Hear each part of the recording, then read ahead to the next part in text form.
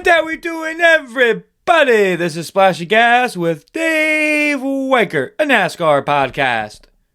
As we enter week 6 of the NASCAR off-season, the on-track action cools slightly, but there is plenty to touch on in the racing world.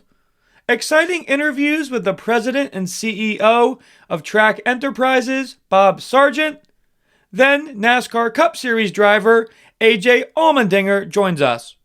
Discussions with Dave keeps you in the loop to all the new silly season and NASCAR news, paint scheme of the week, NASCAR History Time, and so much more on this episode of Splash of Gas. Before we go any farther, some terrible, shocking news that occurred the other day, mid-morning. One of NASCAR's 75 greatest drivers, Greg Biffle, the Biff, passed away. Biffle, who would have turned 56 next week, died Thursday in a plane crash in Statesville, North Carolina, that killed 7 people, including Biffle's wife, Christina, and their children, Ryder and Emma. In a joint statement from the families, this tragedy has left all of our families heartbroken beyond words.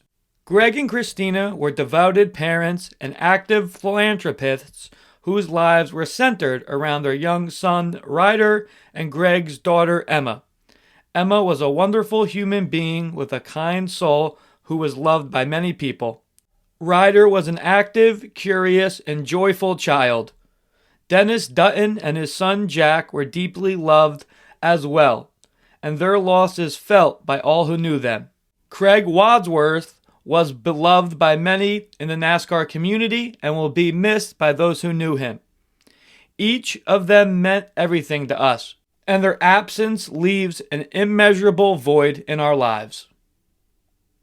It was in the last several years that Biffle was known as much for his aviation in North Carolina as he was for his racing career. Last year, the Biff helped spearhead efforts to deliver rescue supplies by helicopter and rescue victims during Hurricane Helene. On the Cup Series side of things, Biffle was known for driving the 16. We'll have 16 seconds of silence to honor everyone affected.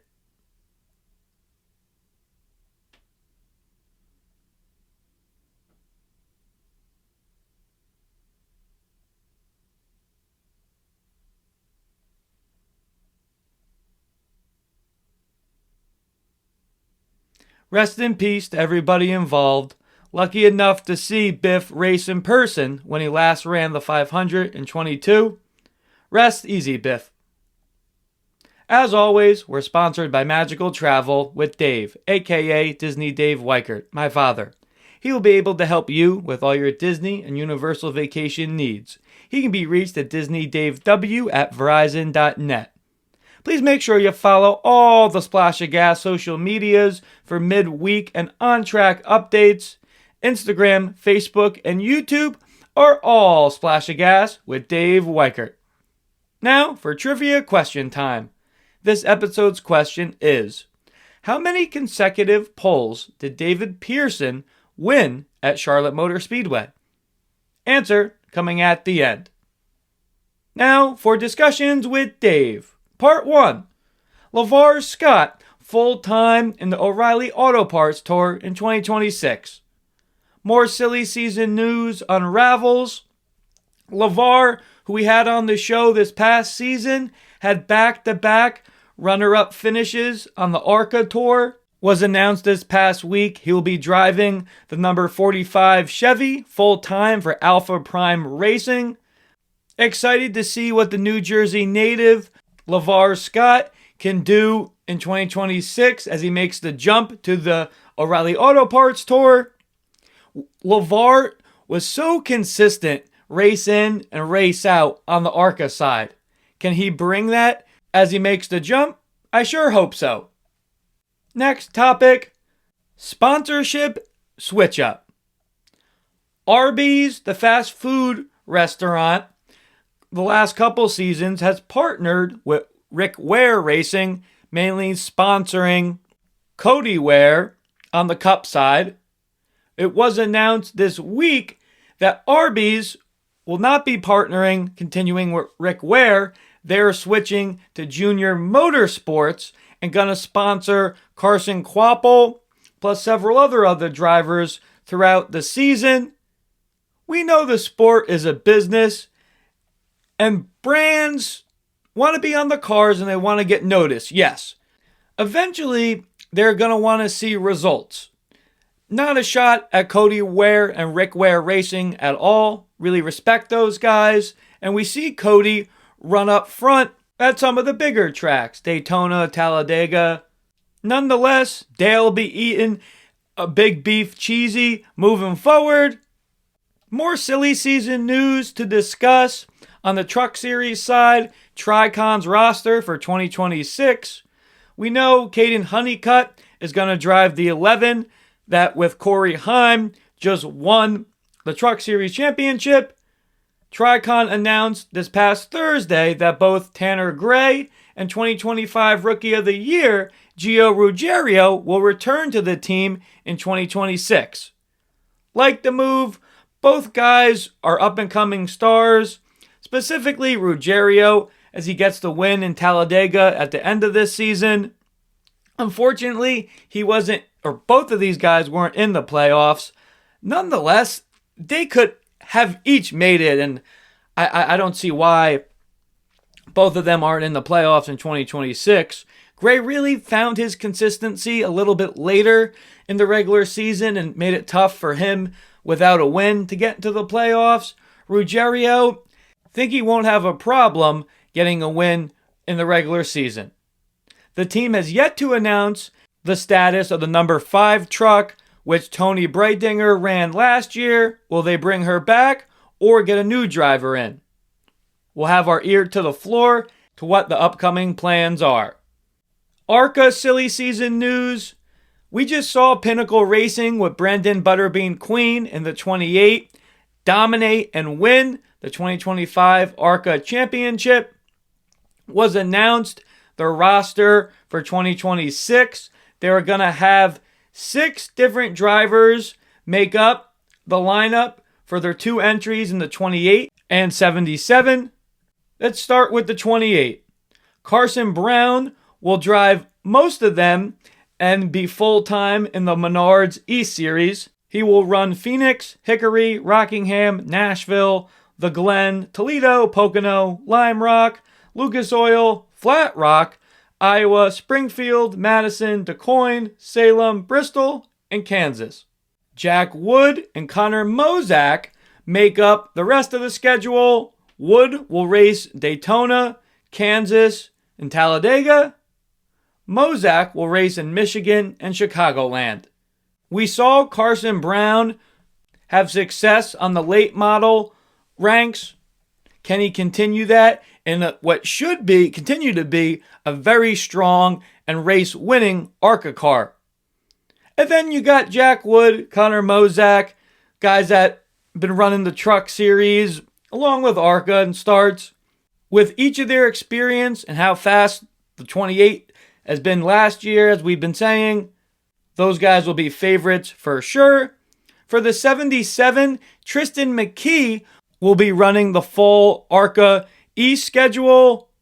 To fill out the remainder of the schedule, Taylor Reimer, girlfriend of Corey Heim, and Lainey Bice, fresh off her Cars Tour season in the 03. Reimer will be in the 77, Daytona, Talladega, Berlin, Elko, Springfield, and DeCoin.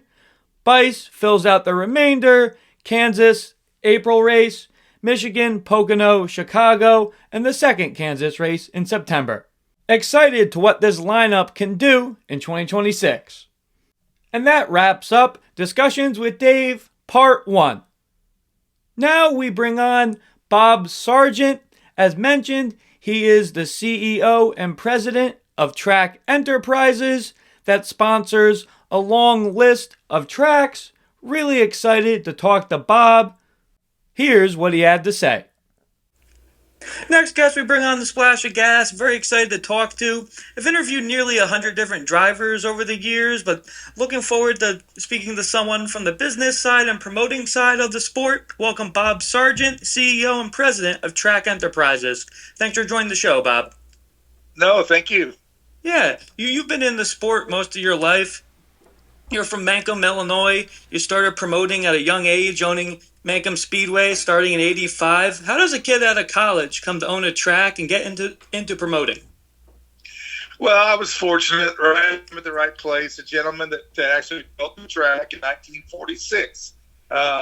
He was in retirement age, and we spoke a little. And you know what? He thought maybe something in a 20-year-old kid, and we kind of took it over, and he helped me for a couple years. So again, just been the Wayne Webb built the track in '46, and I got it from him. So learned a lot and kind of started our whole career at Track Enterprises with the one chance meeting with Wayne Webb.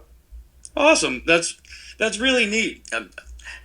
As you mentioned, a lot of years as a promoter. In the early years as a race owner and a race promoter, was there any race promotions or business situations that didn't go as planned, and how were you able to learn from those? Well, I think we still have those. We just every day is a new day. We do our best to deal with different situations, plan for the future. But I think the overall goal is just to do the right thing, treat everybody fair, and then everything usually works out. Gotcha. Simple, but works. I appreciate going over that. With myself being from New Jersey, I've seen tracks unfortunately close. Flemington, the small drag strip of Raceway Park, and then yearly rumors of Wall Stadium Speedway. If it's going to be open for next year. Race promoting can seem difficult with an ever-changing landscape of racing. How have you been able to adapt over time? Well, I think you hit on something there. Racing promotion is very difficult, but other businesses are too. So we treat this as a business. We work very hard on the operations side, the capital improvements of the facilities, and then the promotions and dealing with the teams and the fans. So all that comes into play along with the rules for the cars to try to keep the budgets in check. I just think adapting with the times is exactly that phrase. Things change in society.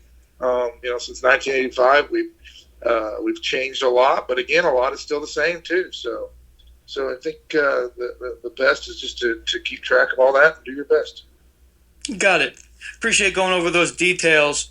You have a long list of awards and lifetime achievements from various series on your resume. You started promoting dirt. When did you start promoting on the pavement side? And curious, besides the surface, is there any difference as a promoter promoting from a dirt track to a paved one? We started doing a lot of ARCA races, mainly on the dirt with the 2 dirt miles, but then we started branching out and doing some pavement events. Indianapolis Raceway Park, Elko Speedway, Salem, Winchester. So we were doing a lot of pavement with the ARCA series, and then we did the Nashville Fairgrounds, was pavement also on a year-long events with quarter mile and 5/8. So just kind of brainstormed doing more and more pavement, and now we have the pavement series that we are soon to relinquish. Gotcha. Is there any big differences? I grew up mainly going to paved tracks, dealing with dirt drivers to asphalt teams, or is it mainly the same? I think in general it's the same. We're still putting on events. We're still going around in circles. We still have tires and engines. But then it comes into the specifics. Obviously, dirt's different than asphalt to prepare.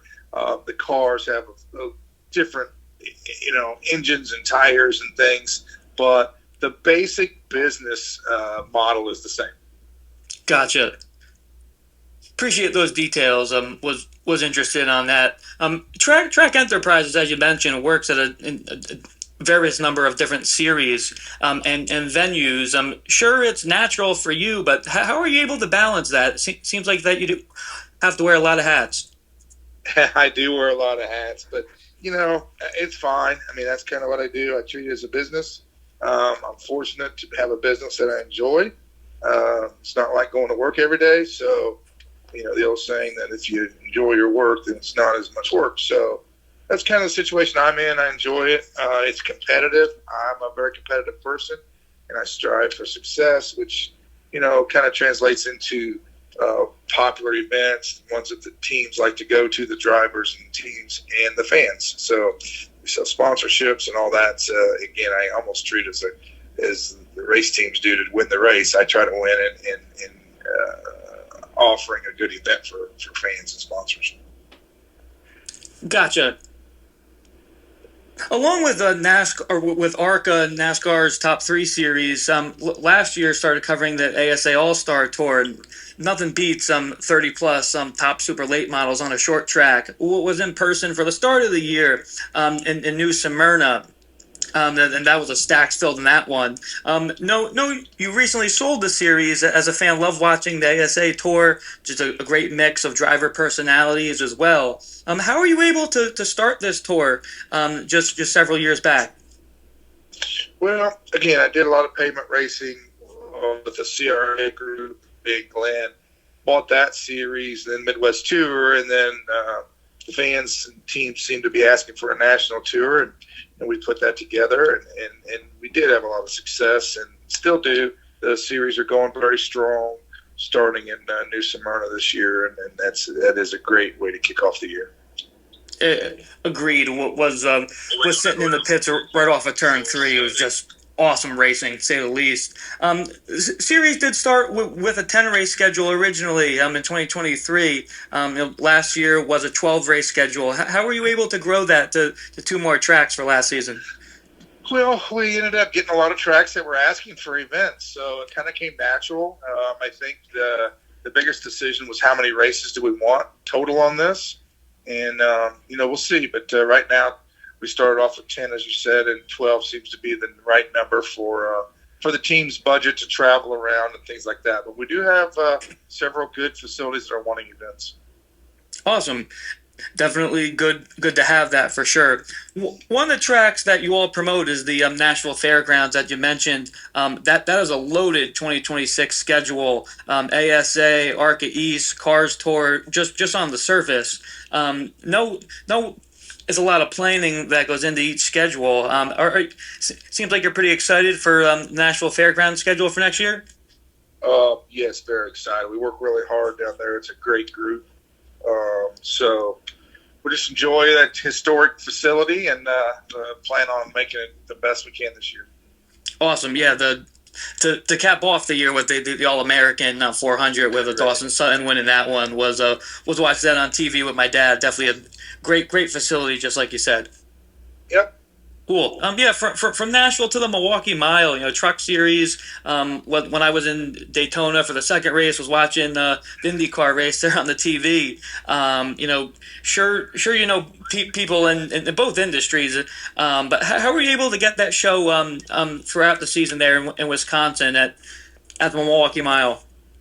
Yeah, we did a lot of events there. We did some late model events early in the year with Midwest Tour. We did the ARCA series by itself, and then we brought the trucks and ARCA there. And we were proud of what we could get done there at the Milwaukee Mile, and then IndyCar kind of rooted us out there, and the fairgrounds didn't really give us the date that we had promised. So we're going to try to hopefully get back there someday, and we think we spent a lot of time to work there.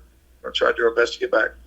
Gotcha. Yeah, don't typically think of the Milwaukee Mile being a track for IndyCar, but I mean they put on a great show out there for sure.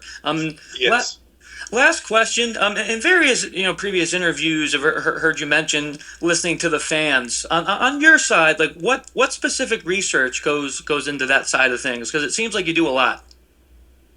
Well, we do. We work with the fans. This is just a great deal.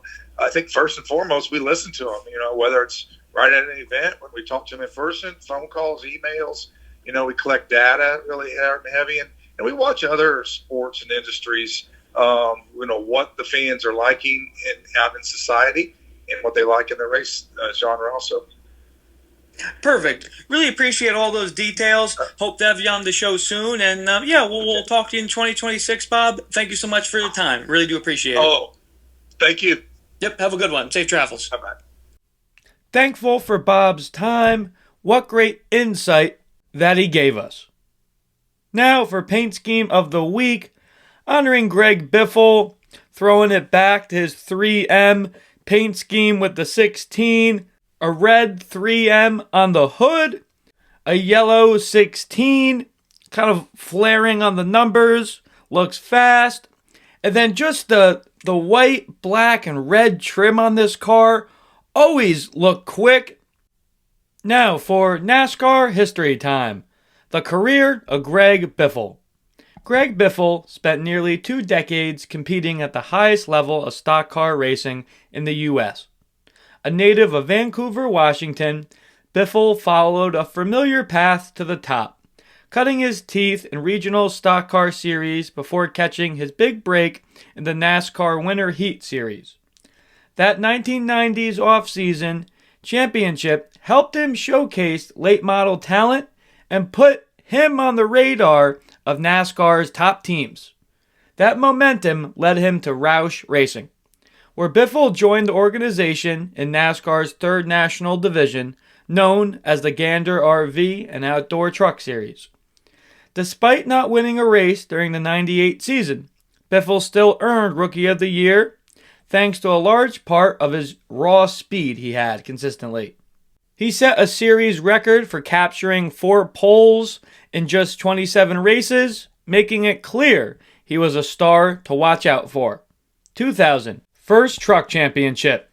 Greg Biffle quickly repaid Jack Roush's confidence by delivering the team owner his first championship in the Truck Series.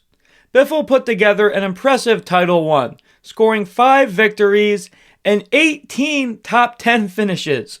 The championship was sealed with a crucial 5th place finish at Fontana, allowing the Biff to edge out future Cup Series champion Kurt Busch for the title. An historic second champion in the then Busch Series, the Xfinity Series, Biffle wasted no time on moving up the ladder as he gets promoted to the then Busch Series in 2001. And just like he'd done before, the Biff quickly proved he belonged. Despite a little bit of a slow start that year, Biffle got hot when it mattered most. He rattled out 4 wins, posted top 10 finishes in 9 of the final 11 races, and surged his way to the championship. Along the way, he also earned Rookie of the Year honors, an impressive feat along with the championship. With that accomplishment, Biffle etched his name into the record books, becoming the first driver to win championships in both the Truck and then Busch Series. Biffle got his first Cup Series win in 2003 in the summer race in Daytona. The race itself was unusually calm for Daytona, featuring just 2 cautions, taking up only 10 laps. When the laps winded down, Biffle capitalized on an opportunity, taking the lead over from Bobby Labonte after he ran out of gas. And Biffle secures his first Cup Series win on one of NASCAR's most iconic stages in Daytona. 2005, a Cup Series title threat. It took Biffle a couple of seasons to fully find his footing in the Cup Series. But 2005, he had arrived as a legitimate championship contender. That year was mainly dominated by Smoke Tony Stewart, yet the Biff emerged as his closest challenger. With 5 wins by the midpoint of the season, Biffle was an early favorite for the title. Stewart ultimately surged late, edging Biffle out just by 35 points in one of the tighter championship battles of that era. 2013, the final Cup Series win for the Biff. Nearly a decade after his near-miss championship run, Biffle never quit capturing Cup Series races. In 2013, Biffle made it to victory lane in Michigan for the Quicken Loans 400. This would be Biffle's final win on the Cup Series level. Biffle went on to compete in 3 more full-time seasons at the Cup Series, along with a handful of select starts afterwards. By the time he stepped away from full-time competition, Biffle was in 515 Cup Series races over 16 years. Along the way, he collected 19 victories, 13 poles, 175 top 10 finishes, in addition to his championships on the Xfinity and Truck Series side.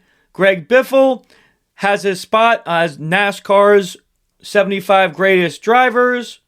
Not only was Biffle popular from his wins on track, he was a popular driver in the garage and one that was well respected and well liked.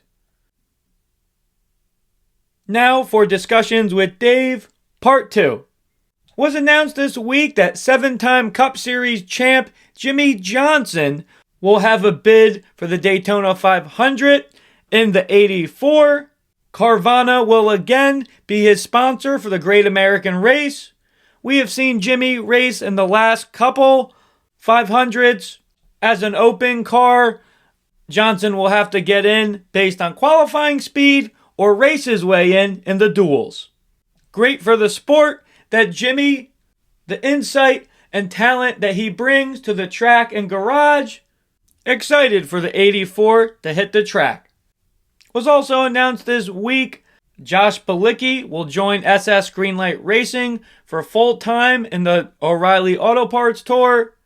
We have seen Josh primarily have success on road courses. Interviewed him this past year before Dover, which he participated in 20 races for DGM Racing in the 91. Not sure if the team has the raw speed to compete for top 15s and top 10s on ovals yet, but when they do go to road courses, think that can be the case for Bilicki. Did touch upon half of this story. Mentioned a couple weeks ago, Parker Retzlaff is joining Viking Motorsports. Viking Motorsports has now announced they are expanding to a 2-car team for 2026 in the O'Reilly Auto Parts Tour. Anthony Alfredo has been named as the second driver. We have seen Alfredo full-time in the Cup Series before, most recently on the Xfinity Series side with Young Motorsports. For an expanding team, someone with Alfredo that brings such great knowledge and veteran experience paired with Josh Graham as crew chief. Can Viking take that next step in 2026? And that wraps up this episode's edition of Discussions with Dave. Now we move along to our second guest of the episode. We bring on driver of the 16 for Kaulig Racing on the NASCAR Cup Series, AJ Allmendinger. Here's what AJ had to say. Next guest we bring on the Splash of Gas is driver of the 16 for Kaulig Racing in the NASCAR Cup Series, AJ Allmendinger. Thanks for joining the show again, AJ. Oh, thanks for having me, as always. Yeah, of course. Before we get into the end of the 2025 season, how's the off-season been so far? No, you have a young family. How's been the extra downtime treating you?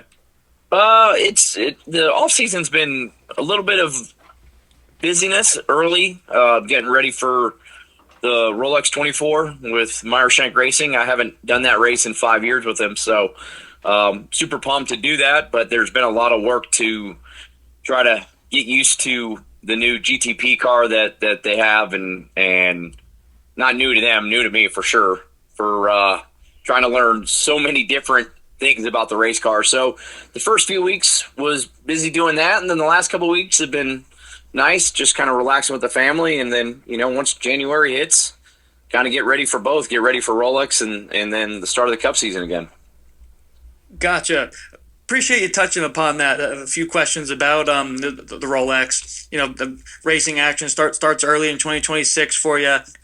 Just as you mentioned, you'll be running the number 6, the Acura ARX 06.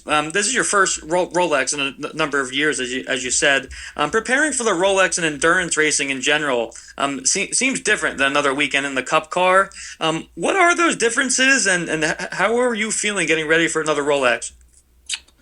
Yeah, I mean, the car is a lot different than even 5 years ago when, the kind of the first iteration of these cars were coming out. And just really trying to learn all the controls of the car, trying to learn to drive it is its kind of own deal. And the uniqueness of the car and the braking system in the cars are different than anything I've experienced. And, the back of the car is kind of heavy. So the way the car moves around and trying to get a feel of it, that's taken a little bit of getting used to. But I got a decent amount of laps at the kind of, I guess it was probably 2 weeks after the season. We did a test at Daytona, and I was able to, at least get comfortable with it and get ready for the upcoming Roar before the weekend before the Rolex 24. But the biggest thing with it is the controls of the car. There's so many different controls of, I couldn't even go. It's brake bias, fuel saving, different settings on the steering wheel that you got to know what to go to immediately when they kind of tell you what they want. So that's been a lot of it, is trying to figure that out and trying to get comfortable with that so it kind of feels natural as possible, at least. Gotcha. I appreciate you touching on those specifics. Zilich was saying a similar thing. I mean, as a stock car guy myself, you see that steering wheel looks almost like a rocket ship. So glad you got some time after the season, as you mentioned. We last spoke to you after Michigan, getting into the Cup side of things. 11 races left in the regular season. At that point, you finished the 2025 NASCAR regular season with 5 top 10s, including the P4 finish at the Coke 600. Wasn't the playoff berth that I'm sure you wanted, but how would you sum up this year's regular season, and what were your goals and mindset kind of pointing towards the playoff schedule? Yeah, I mean, it was just an up and down season, I think. Kind of getting back into the Cup Series full time after taking the year off in the Xfinity Series, which still run a lot of Cup races, but kind of seeing where our team was at the end of 24 and this amount of speed at different racetracks that we went to in 25, which was, for us, a great thing to see, whether it was just practice and being kind of near the top of the charts and qualifying really well and having good races. So that, there was a lot of positives take from it. There's also negatives. I mean, we definitely struggled at the end of the year. Some of it, bad luck. The big wreck at Talladega while we were leading didn't help. Phoenix was something that we're just going to forget about. We don't even want to talk about it because it was just a miserable weekend. So I feel like, it was tough because there's positives and the season didn't end very well. So that kind of leaves a bad taste in your mouth. And, the best thing you can do is just focus on the positives. And there was a lot of them. You always want more, but from where we were at the end of 24 to the speed that we showed in 25, it was a step in the right direction. Gotcha. Appreciate all those details. One of the positives was September in Bristol. You earned your first Cup pole in some time. I know the day did not finish as planned, but how did you feel winning that pole there? That was special. I mean, it was. I wouldn't say I don't like using the word unexpected. It was a little bit of a surprise, but we had qualified really well there in the spring and ran well. And, practice had went decent, but we were going out early, and usually, especially the summer race there, the second half of qualifying, the track starts getting shaded. So you kind of feel like, well, like you're going out early, you're at a disadvantage. But, when I got off the racetrack, I kind of said to myself, I felt like those were good laps. Like I thought they would still get beat, but I didn't think it was a lap where it was just going to easily get beat. So it was cool. And, sometimes you don't want to overreact because it's just a pole, but it's special to go out there and beat the whole field, especially at a place like Bristol, and be on pole. And it was fun to have my wife Tara and our son Arrow there, and him coming up into, they do the pole thing in victory lane, so have him come running up and take pictures. Those are just cool memories. I wish the race would have went better. Of course, that was the race we didn't think was going to have a tire issue, and then unfortunately, I was leading, so I got to experience it first. And I felt like that race kind of summed up kind of the way the year went. Like, we were still going to make something decent out of the day, and we got taken out from Denny, which wasn't his fault. The tire fell off his car, and it took us out of a day that was tough. That we were still actually going to make, I think, a solid day. But that's kind of how it went. But it was a cool moment to be able to sit on pole there. Cool. Yeah, definitely looked special for you from TV. But appreciate you touching on the race, even though it didn't go the best. When we spoke earlier this year, you mentioned the added pressure that you feel when you're going to a road course in the Cup car. You collect 5 top 5s on the ovals a mile and a half less in 2025. Without giving away any secrets, I mean, I know you were just talking about Bristol on the pole. I mean, where do you think you improved on? What do you continue to work on for more consistency in 2026? I mean, I think it's just at the end of the day, you're trying to build speed in the race cars. I mean, there's, to be perfectly honest and 100% honest with myself. There's certain racetracks that you go to that are favorites over others, and you feel really good at, and others that you got to really work harder at. But I think I try to really focus on during the year was being prepared, showing up to the racetrack, especially with only 25 minutes of practice at most of these racetracks, just trying to be as prepared as possible. So when we fired off in practice, I could be kind of at max speed right away, so I could start giving feedback. And I felt like for the most part, we unloaded at the races really well, and that's what you have to do when you have short practices and not have a lot of adjustments at the racetrack you can make with the cars. So just keep trying to do the same. Next year is going to be a whole different challenge with the position that we are now with our Cup team, with bringing Dodge into the sport on the truck side of it. We don't really have any manufacturer support at all now on the Cup side of it. So there's a whole new set of challenges and goals that we got to make for ourselves. And, we haven't really sat down yet. We'll do that at the beginning of the year and really focus on what those goals really are and what's realistic. The ultimate goal is always to go win the race, but you got to have realistic goals too at times. And that's going to be something new for us next year because we're in a completely new position, good and bad, that we've ever been in before.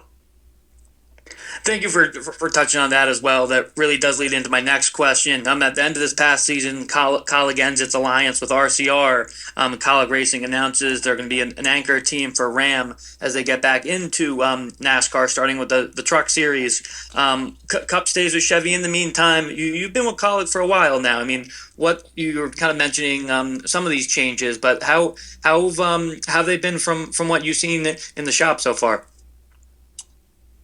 That's a good question. I think there's some good and bad, right? We are definitely, trying to go out there and find as many good people as we can. And, it's tough in our situations at times to try to, pull those people in. But the best thing that I have going for me is, and for our race team is Mike Cook is still there, which was our competition director this past year. He made a huge difference. I love my crew chief, Trent Owens. Like we have such a good relationship. We have brought some good people into the shop. I think we still need more.